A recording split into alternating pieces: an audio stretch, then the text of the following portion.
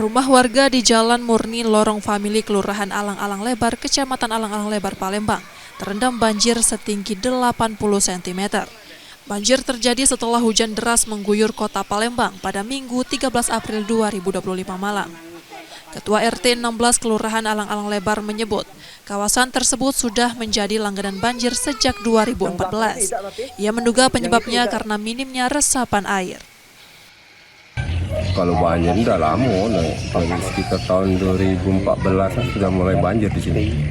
Berarti ini setiap hujan banjir atau cak mana ini, Pak? Iya, setiap hujan. Setiap hujan 1 jam banjir. Biasanya ketinggian air yang paling tinggi saat banjir ini semak mana, Pak? Sekitar 70 atau 80 lah. Itu yang paling tinggi ya? Paling tinggi 80 cm lah. Emang berapa? Kalau dari di data itu sekitar 15 rumahan lah, Pak.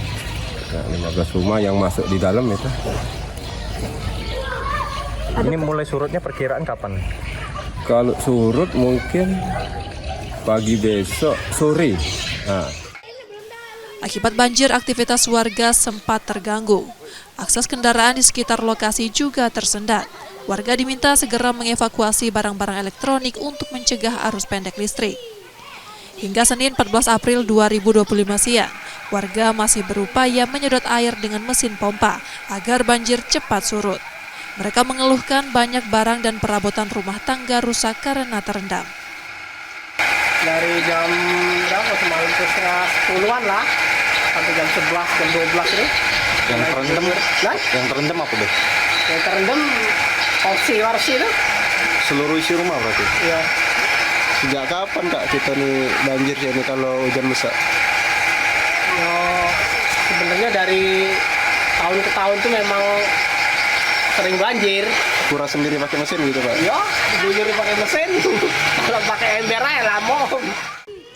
Warga berharap pemerintah Kota Palembang segera mengambil langkah konkret untuk mengatasi banjir yang terus mengganggu aktivitas mereka.